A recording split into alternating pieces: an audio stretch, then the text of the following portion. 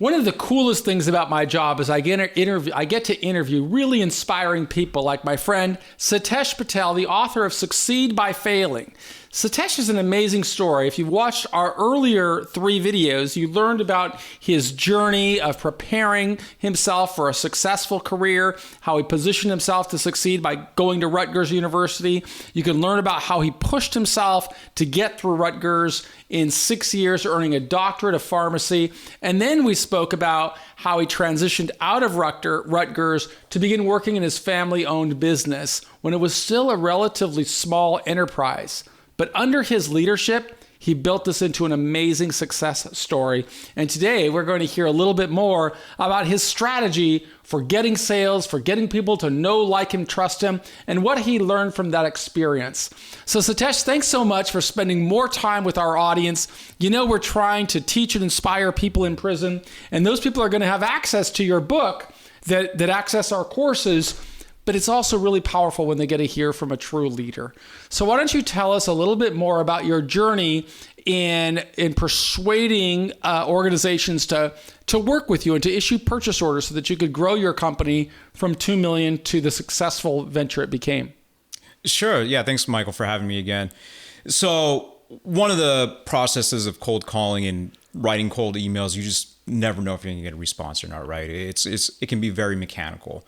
So one of the things I learned and I was talking about last time was that we want to figure out a little bit more about that company. We want to figure out a little bit more about that product, whatever they might be doing, find out a little bit more about the owners. We want to have a level of connection with them when we reach out to them. We don't want it to have just a blank slate like, hey, I'm doing this, work with me. It's not going to work. We need to do our homework. And when we do our homework, we can learn a lot more about the consumer that's buying those products. We can learn a lot more about the products themselves. We learn a lot about the owners and what their vision is. And by doing so, you can start going backwards and figuring out how to strategize, how to communicate with that client, potential client, and how do you get them to start building the trust in the relationship with you. But in your case, anybody could pretend that they were taking the product. As I understood you from the last episode, you didn't only study, you also participated. You used those products. Tell us about why that's important to a potential somebody you're reaching out to. Yeah, absolutely. So I was always into fitness, into bodybuilding. So, I was always trying different supplements, trying pre-workouts, proteins, intra-workouts, BCAAs, these things that, athletes take, recreational athletes take, bodybuilders take. And it was really fascinating to me because not only was I using them and liking them, I was learning about them as I took them too.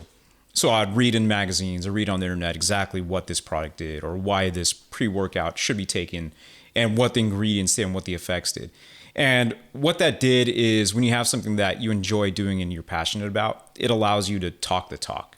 So that's what a lot of it was. What differentiated you from the competitors, though? I mean, you took the product, you knew the product, you understood the product, but they were already manufacturing the product. Some kind of way you had to persuade them to abandon their current supplier and go with you as a manufacturer.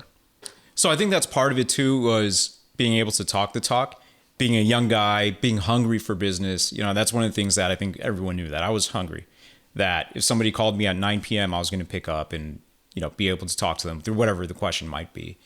And having all those things together was really what differentiated me from somebody that might have been in the industry a long time, might have been the kind of guy that was just, 9 to 5 and then went home and never saw him again.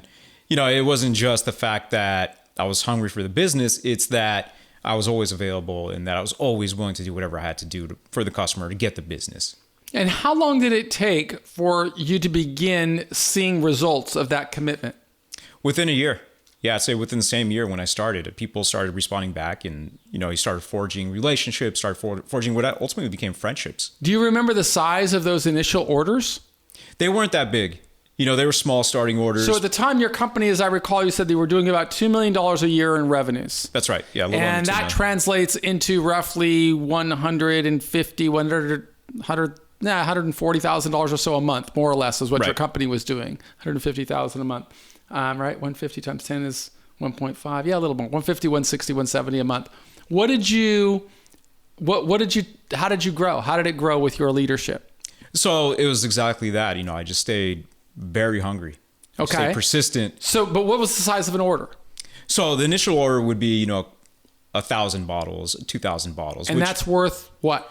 We'll say maybe $1 a bottle, or $10 you a could bottle? say maybe $5 a bottle. So $10,000 orders is how you started. Right. So when your company was already doing about $150, $170, $180 a month, $10,000 was a start, but it didn't certainly move the needle. When did it start to really grow?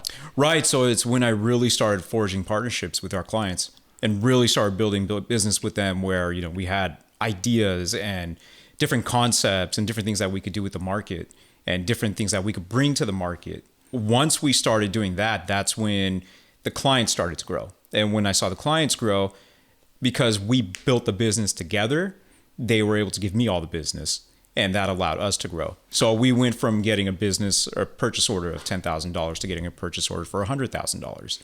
And then that eventually grew to $200,000, and so on and so on. But the real success was forging that relationship, forging the ideas and the concepts, and helping them move that needle.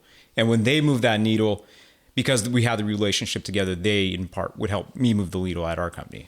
So if you're watching this inside of a jail cell or inside of a prison, what's the key takeaway that I can tell you what I would have learned from Sitesh?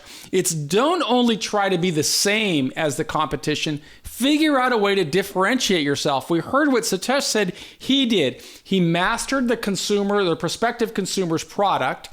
He then helped the consumer say, I'm going to help you not only manufacture what you currently have, I'm going to become your true partner and help you grow your business.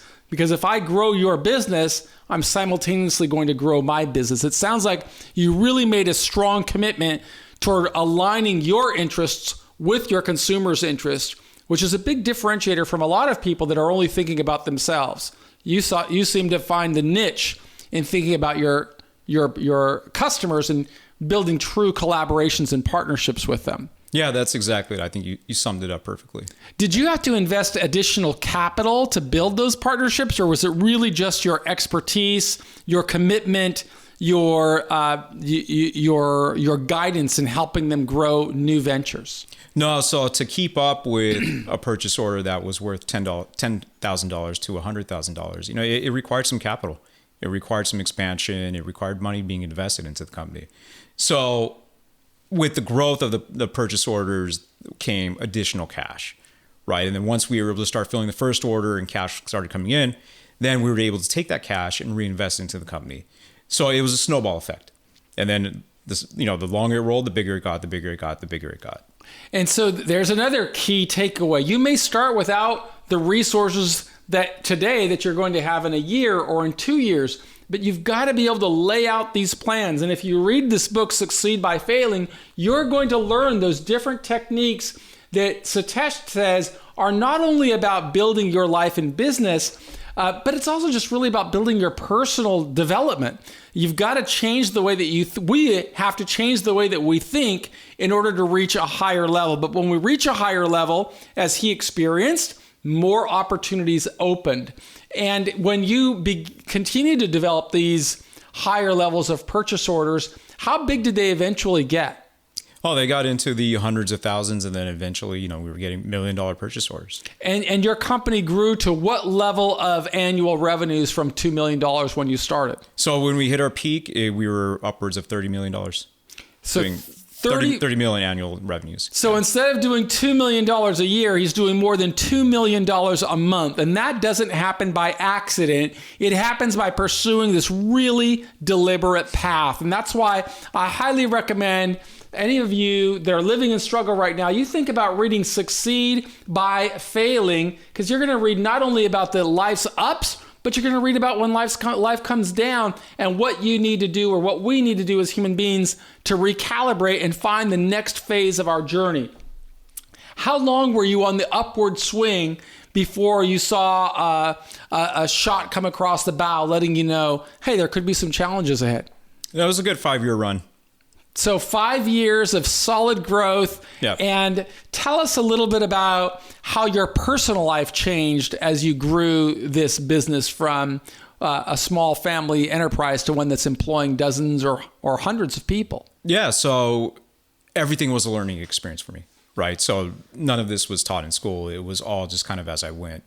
So as we went and the company grew, we were figuring things out, what was good, what was not good. And when you learn about those things personally, you start to grow as well, where it's like, okay, I can understand how this works in society. I can understand how that works.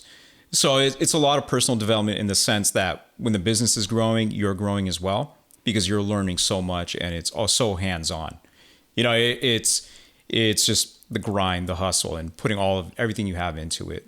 And you're seeing that, just seeing the end results makes it worth it. So in the previous episode, we asked Sitesh about some of the core skills or the fundamental skills that a person has to have to advance that career. And he spoke about writing. He spoke about critical thinking skills. He spoke about developing a strong communication skill so that you can communicate with customers. These are skills that anybody can develop regardless of where they are. They don't need a prison administrator to offer a course, although it's nice if they're available. The reality, as he explains it in Succeed by Failing, is that any of us can start investing in ourselves today. And in the next episode, we're going to hear a little bit more about how Sitesh's personal life changed as he built a level of really extraordinary success. And then the episode after that, we'll talk a little bit about the fall. So stick with us.